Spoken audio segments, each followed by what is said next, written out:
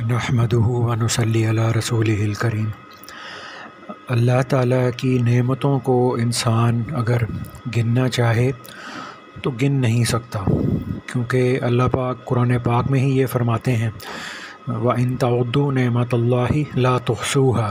کہ اگر تم اللہ پاک کی نعمتوں کو شمار کرنا چاہو، کاؤنٹ کرنا چاہو تو نہیں کر سکتے۔ جیسا کہ ہمارے حضرت شاہ ولی اللہ رحمۃ اللہ علیہ وہ یہ فرماتے تھے کہ اللہ پاک نے ہمارے اوپر تین بہت بڑے فضل فرمائے ہیں، تین بہت بڑی نعمتیں اللہ پاک نے ہمیں عطا فرمائی ہیں، کہ ان میں سے سب سے پہلی نعمت تو یہ ہے کہ اللہ تعالیٰ نے ہمیں انسان بنایا ہے۔ تو اگر اللہ تعالیٰ چاہتے تو ہمیں گدھا بنا دیتے، تو کسی نے ہمارے اوپر بوجھ لادا ہوتا اور وہ ہمیں ڈنڈے بھی لگا رہا ہوتا، تو ساتھ گالیاں بھی دے رہا ہوتا اور سامان بھی ایک جگہ سے دوسری جگہ پہنچاتے۔ تو اسی طرح سے اگر اللہ پاک چاہتے تو ہمیں بندر بھی بنا سکتے تھے۔ تو کسی نے ہمارے گلے میں رسی ڈالی ہوتی اور وہ گلیوں کے اندر ہمیں نچا رہا ہوتا، تماشا دکھا رہا ہوتا اور اپنا گھر چلا رہا ہوتا۔ تو یہ اللہ تعالیٰ کا کتنا بڑا احسان ہے کہ اللہ تعالیٰ نے ہمیں بغیر مانگے انسان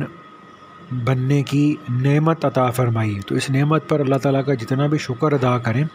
وہ کم ہے۔ تو اسی طرح سے وہ فرماتے تھے کہ اللہ تعالیٰ کا دوسرا بڑا انعام اور دوسری بڑی نعمت انسان کے اوپر یہ ہے کہ اللہ تعالیٰ نے ہمیں ایمان عطا فرمایا، کہ اللہ تعالیٰ نے ہمیں مسلمانوں کے گھروں میں پیدا کر لیا۔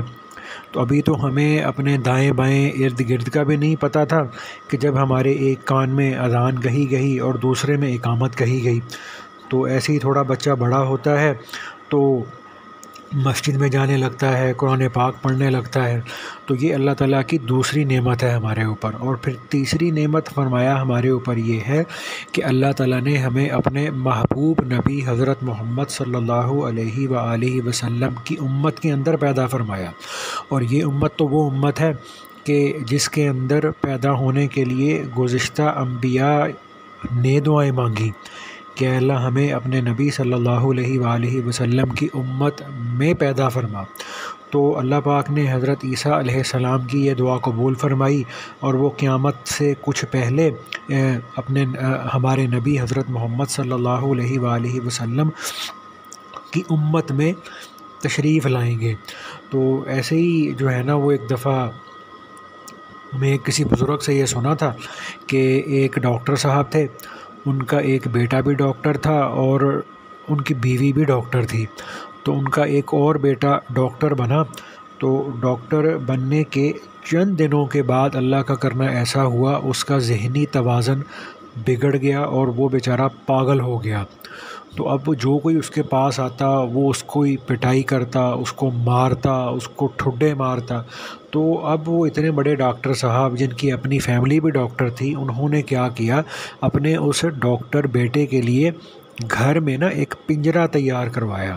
ایک کیج تیار کروایا۔ تو وہ اپنے بیٹے کو نا اس پنجرے میں رکھا کرتے تھے اور اس پنجرے کے اندر ہی وہ اس کو کھانے پینے کی چیزیں پہنچایا کرتے تھے۔ تو اب جب اس کو اس پنجرے کے اندر کھانے پینے کی چیزیں دی جاتی تو وہ کیا کرتا تھا کہ اپنے اسی کھانے کے اندر وہ پیشاب کرتا، پھر اس میں پاخانہ کرتا اور پھر اس کھانے کو وہ اٹھا کر کھایا کرتا تھا۔ تو یہ اللہ تعالیٰ کا کتنا بڑا ہمارے اوپر فضل ہے، اللہ تعالیٰ کی کتنی بڑی ہمارے اوپر یہ نعمت ہے کہ اللہ تعالیٰ نے ہمیں صحیح سلامت، صحیح سالم دماغ عطا فرمایا۔ تو ایسے ہی ہمارے حضرت جی دامہ برکاتہم یہ فرمایا کرتے ہیں کہ ان کے تعلق والے ایک ڈاکٹر تھے۔ تو ان ڈاکٹر صاحب، وہ جو ڈاکٹر صاحب تھے وہ لیٹ نہیں سکتے تھے، وہ لیٹ کے نہیں سوتے تھے۔ تو ان سے ایک دفعہ پوچھا گیا کہ بھئی آپ لیٹ کے کیوں نہیں سوتے؟ تو انہوں نے فرمایا کہ جی انسان کی جو کھانے کی نالی ہوتی ہے نا، اس کے اندر ایک وال ہوتا ہے۔ تو وہ ایسا وال ہوتا ہے کہ انسان جو کھانا کھاتا ہے وہ اس کھانے کو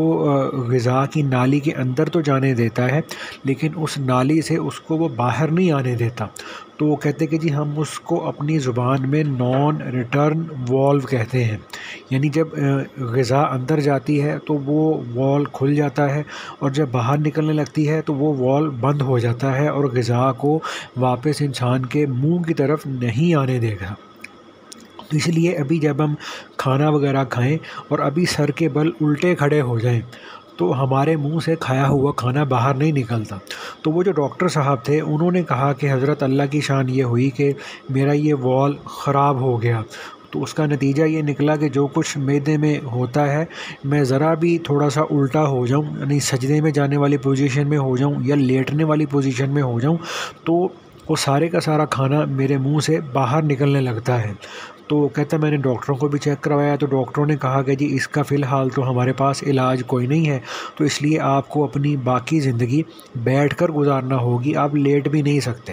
تو وہ کہتے تھے کہ جی گھر میں سارے لوگ میٹھی نیند سو رہے ہوتے ہیں، لیکن وہ ڈاکٹر صاحب بیچارے دیوار کے ساتھ ٹیک لگا کر پاؤں لمبے کر کے بیٹھے ہوتے ہیں اور اسی حالت میں ان کو نیند آ جاتی ہے۔ تو وہ ڈاکٹر صاحب کہتے کہ جی اللہ تعالیٰ نے اب مجھ سے لیٹ کر سونے والی نعمت چھین لی ہے۔ تو ان کو اب یہ احساس ہوا کہ دیکھو بھائی، بستر پر آرام سے لیٹ کر سو جانا بھی کتنی بڑی نعمت ہے۔ تو ایسے ہی میں نے بھی ایک دفعہ دیکھا کہ ایک صاحب آئے، ان کے ساتھ ان کے 2 بیٹے تھے، ایک بیٹا ان کا 7ویں میں پڑھتا تھا، ایک بیٹا 9ویں میں پڑھتا تھا، ماشاءاللہ صحت مند اور خوبصورت اور ہر اعتبار سے ماشاءاللہ جو ہے نا وہ بہترین بچے تھے۔ تو وہ آئے، وہ خاموشی سے ہمارے پاس آ کے انہوں نے ہینڈ شیک کیا اور بیٹھ گئے۔ تو وہ ان کے جو والد تھے وہ کہنے لگے کہ جی میرا یہ جو بڑا بیٹا ہے یہ 9th میں پڑھتا ہے اور یہ چھوٹا بیٹا ہے یہ 7th میں پڑھتا ہے، اور کہنے لگا، اس کے والد صاحب کہنے لگے کہ جی میرے یہ دونوں بیٹے نہ بول سکتے ہیں نہ سن سکتے ہیں۔ تو اور کہنے لگا کہ میری ایک تیسری بیٹی بھی ہے، اللہ کے فضل و کرم سے وہ بالکل ٹھیک ہے، اسے کوئی بھی جسمانی بیماری نہیں ہے۔ تو پھر اس کے والد نے بتایا کہ جی ان دونوں کو یہ پیدائشی مسئلہ نہیں ہے، بلکہ ایک بیٹے کو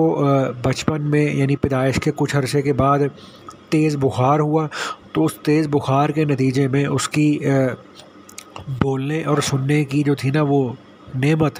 وہ اللہ پاک نے واپس لے لی۔ ایسے ہی جو دوسرا بیٹا تھا اس کو پیدائش کے 1-2 سال کے بعد نمونیا ہوا، تو نمونیا جب ٹھیک ہوا تو نمونیا ٹھیک ہونے کے بعد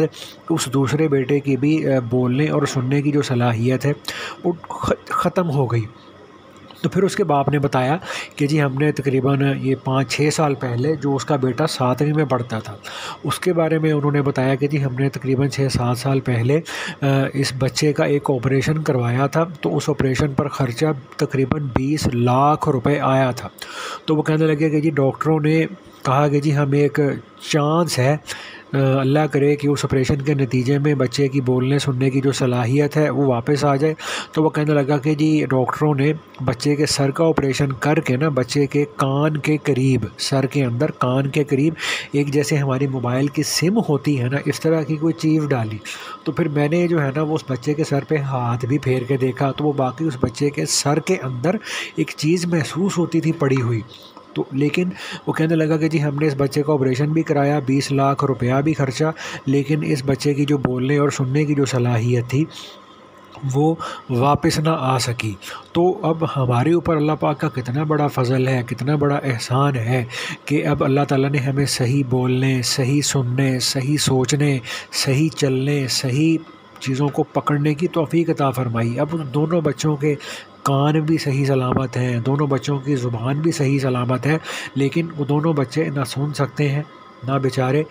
بول سکتے ہیں۔ تو اسی طرح سے میں نے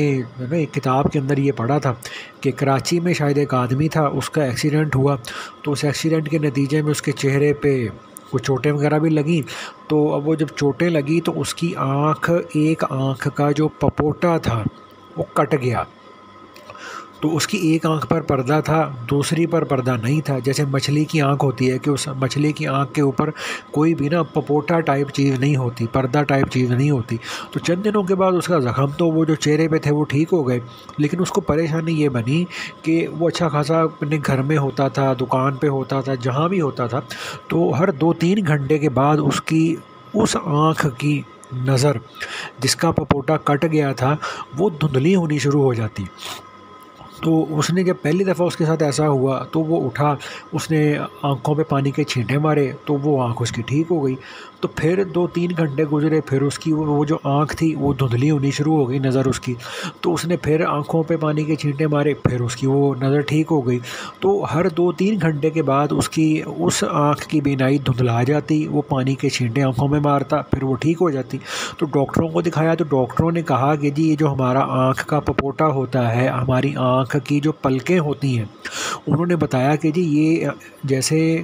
کار کا وائپر ہوتا ہے، تو کار کا وائپر کار کی اسکرین پر آنے والا گرد و غبار، بارش کے قطرے، ان کو صاف کرتا رہتا ہے۔ تو انہوں نے پھر ڈاکٹروں نے بتایا کہ بھئی اسی طرح سے جو انسان کی آنکھ کا پپوٹا اور اس کی آنکھ کی جو پلکیں ہوتی ہیں نا، یہ قدرتی طور پر انسان کے لیے، انسان کی آنکھوں کے لیے نا وائپر کا کام دیتی ہیں، کہ باہر سے یعنی باہر کے انوائرنمنٹ سے انسان کی آنکھ کی طرف جو بھی گرد و غبار، مٹی کے ذرات وغیرہ آتے ہیں تو وہ انسان کی آنکھ میں جانے کی بجائے انسان کی آنکھ کی پلکوں کے بالوں میں اٹک جاتے ہیں، رک جاتے ہیں، تو جس کے نتیجے میں انسان جب وضو کرتا ہے یا ہاتھ منہ وغیرہ دھوتا ہے تو آنکھ کی پلکوں سے وہ مٹی کے ذرات دھل جاتے ہیں۔ تو کہنے لگے ڈاکٹر کہ جی چونکہ اب آپ کی آنکھ کا پپوٹا اور پلک نہیں ہے، اس کے بال بھی نہیں ہے، تو اس لیے باہر سے جو گرد و غبار آتا ہے نا وہ سیدھا آپ کی آنکھ میں چلا جاتا ہے، تو اب اس لیے آپ کو باقی زندگی ایسے ہی گزارنی پڑے گی۔ تو اب وہ بیچارہ اپنی آنکھوں کو دھو دھو کر اس کے جو چیک تھا نا، اس کا جو رخسار تھا کہ جس طرف اس کی آنکھ کی پلک نہیں تھی وہ گل چکا تھا، اس کو ہر 2-3 گھنٹے کے بعد اپنا جو ہے وہ چہرہ دھونا پڑتا، اپنے گالوں کو دھونا پڑتا، تو جس کی وجہ سے اس کا جو تھا نا وہ چہرہ وہ بھی گلنا شروع ہو گیا۔ تو ہمیں اللہ تعالیٰ نے یہ اتنی چھوٹی چھوٹی کتنی ساری نعمتیں عطا فرمائی ہوئی ہیں، لیکن ہمارا کبھی بھی ان نعمتوں کے شکر کی طرف دھیان نہیں جاتا۔ ہمیں تو یہ چاہیے تھا کہ ہم اٹھتے بیٹھتے چلتے پھرتے ہر حال میں اللہ پاک کا شکر ادا کرتے کہ اللہ آپ نے ہمیں کتنی ساری جو نعمتیں ہیں وہ بن مانگے عطا فرمائی ہیں۔ تو اسی طرح سے ایک جو ہمارا جو مسلمانوں کا خلیفہ تھا ہارون رشید، تو ایک دفعہ وہ اپنے اس وقت کے ایک بزرگ تھے، ان کا نام تھا سلیمان بن حرب رحمۃ اللہ علیہ۔ تو وہ ہارون رشید بادشاہ ایک مرتبہ سلیمان بن حرب رحمۃ اللہ علیہ کے نا گھر میں آیا ہوا تھا، تو بیٹھے بیٹھے ہارون رشید بادشاہ کو پیاس لگی، تو اس کو جب پانی پلایا گیا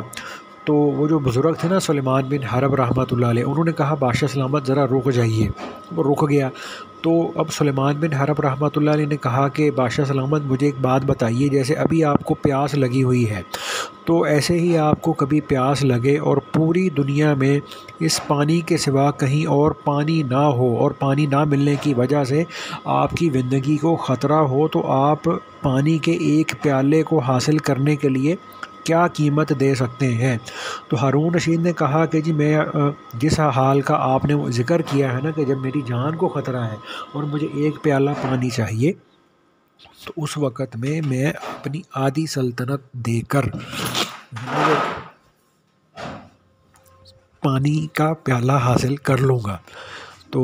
اور پھر اس نے ان بزرگوں نے یہ کہا کہ جی اسی طرح سے اگر آپ نے یہ پانی پیا اور پانی پینے کے بعد آپ کا پیشاب رک گیا، تو اب اس پیشاب کو جسم سے نکالنے کے لیے ڈاکٹر نے یا حکیم نے یہ کہا کہ جی آپ کو جو ہے نا ہم پیشاب کرا دیتے ہیں، تو اس کے لیے آپ کو ایک دوائی دیں گے، لیکن اس دوائی کا خرچہ یہ ہوگا کہ آپ کو اپنی جو ہے نا وہ باقی آدھی سلطنت بھی وہ حکیم کو دینی پڑے گی، تو کیا آپ اس کے لیے تیار ہیں؟ تو اس بادشاہ سلامت نے کہا کہ ہاں جی میں اپنی آدھی سلطنت باقی جو رہ گئی ہے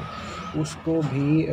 اپنے جسم سے پیشاب کو خارج کرانے کے لیے نا دینے کے لیے تیار ہوں۔ تو سلیمان بن حرب رحمۃ اللہ علیہ کہنے لگے بادشاہ سلامت یہ دیکھیں کہ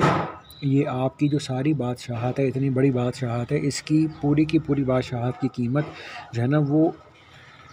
2 پیالہ پانی ہے، ایک پیالہ جسم کے اندر جانے کا اور ایک پیالہ جسم سے